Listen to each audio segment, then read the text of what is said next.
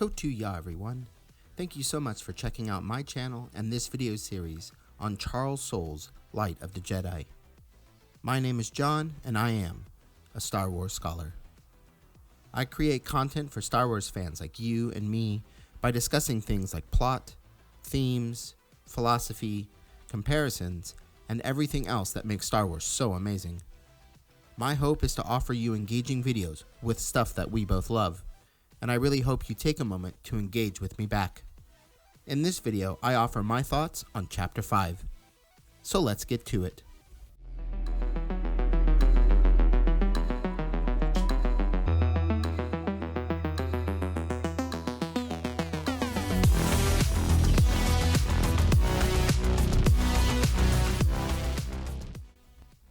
The piece of the last chapter is carried into this chapter as Padawan Bell Zettifar describes Nova, the Jedi vector that he and his master, Loden Greatstorm, always use.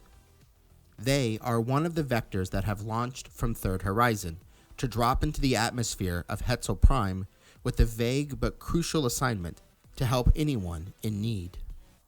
Bell gives special mention to the fact that, other than the vectors and long beams, all the other ships are leaving. Loden drops the vector through the atmosphere, sliding through the air currents and letting gravity do the work. Bell loves the feeling. Loden has Bell reach out through the Force to direct him where they are needed. Bell explains to the reader that Loden makes Bell do everything that he, Bell, is capable of doing because each instance is a learning opportunity. Bell describes the Force as a flame or light within him. He searches out and notes the panic and fear of the inhabitants. He eventually locates a situation of tension and possible injustice and directs Loden that way.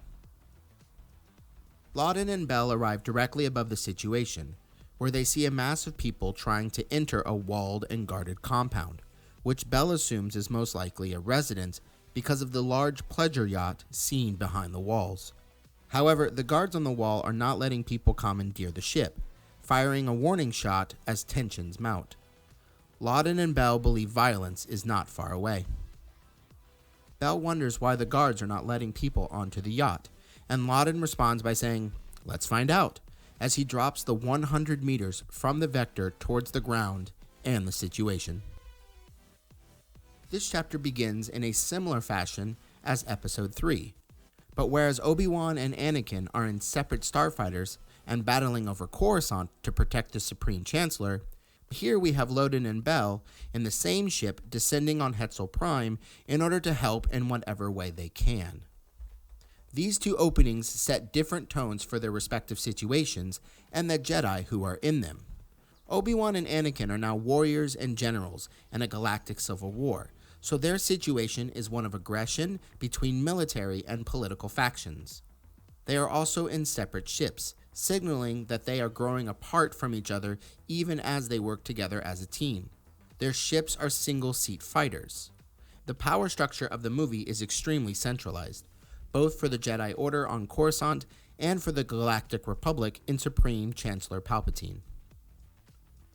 Loden and Bell paint a different picture. They fly together in their ship and are peacekeepers and bringers of justice. The great disaster in the Hetzel system is full of danger, but that danger is of a different kind than the danger in Episode 3. Instead of political and military might, there is now accidental might, with pieces of ship flying at the planet and its moons.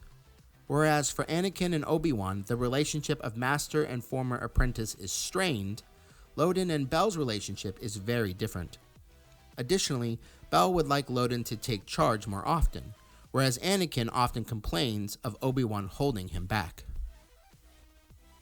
But Bell is no knight or master yet, as the narrative suggests. Indeed, it takes the chapter a sixth of its length to finally get itself into focus on the situation. The first page or so of the chapter is more focused on how Bell sees the situation, or importantly, does not see the situation. Bell is more focused on the secret name he has given their starship, or describing the ship and its capabilities. Obviously, some of this information is to immerse the reader into the story and provide important information, but it is telling that such descriptions are given in this chapter and not in the previous chapter when the Vectors were leaving Third Horizon. But Nova has another interesting function. It portrays the sense of familiarity for Bell. He feels safe and good in the ship with his master expertly flying it, which is in contrast to the people of the Hetzel system who are filled with fear and panic as their homes, lives, and livelihood are being threatened. In fact, Bell and Loden literally fall out of the sky like some kind of divinities with unbelievable powers and equipment. Such falling leads to the next point. There is a recurring theme in this chapter of Loden falling. First, Bell describes Loden's piloting skills as they descend through the atmosphere as an interplay of gravity and wind. The ship wants to fall, and Loden lets it. At the end of the chapter, Loden jumps out of the Vector and tells Bell to simply let gravity do most of the work. This is perhaps foreshadowing for Loden as a character. Falling in the Star Wars universe is linked strongly to the fall of the dark side. Loden's name may also give us hints. His name is Loden Greatstorm. Loden is, of course, a grayish green, perhaps given in contrast to the bright emerald green of Avar Kriss's lightsaber and the handle in the previous chapter. If Kriss is the shining example of the Jedi, then Loden might be some grayer version. Additionally, his family name is Greatstorm, which might refer to an uneasiness about him, but might more importantly refer to a possible connection to the Nile and the storm mentioned directly in the publisher's summary and hinted at in the opening crawl. The Nile are riders of the storm, and their organization uses the storm image repeatedly. That Loden is literally Greatstorm again might foreshadow his character arc throughout the High Republic era. Loden and Bell's mission on Hetzel Prime also demonstrates certain qualities of the High Republic Jedi. Unlike the prequel Jedi, Loden and Bell are given a vague mandate: help in any way that they can.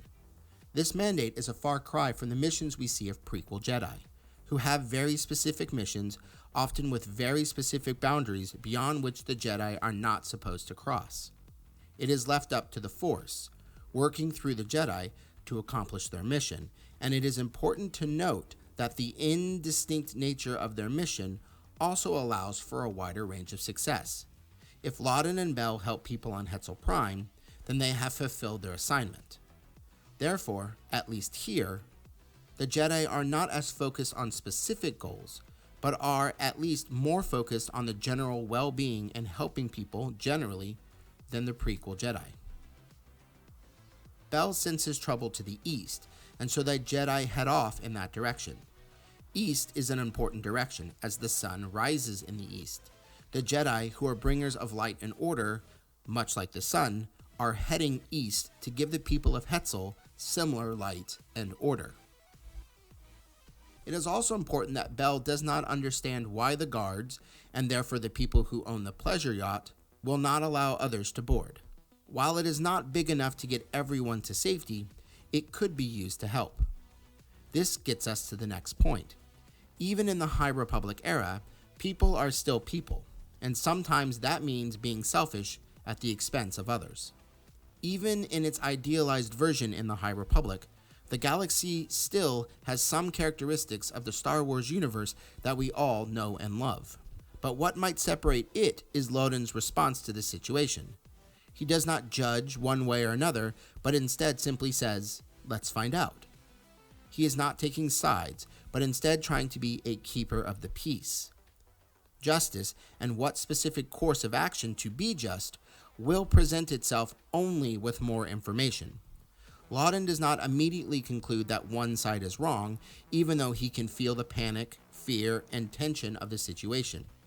He does not approach the situation with his lightsaber out, and he does not immediately resort to aggressive negotiations. Instead, he goes to investigate, to learn, and ultimately to help in whatever way he can. Thanks for sticking around until the end of this video. Please drop a like if you think this video deserves it, and comment if you would like to add your own thoughts. Also, check out any of my other videos in this playlist on Charles Soule's Light of the Jedi, or any of my other videos if you would like. Until next time, my friends, stay on target, and may the Force be with you.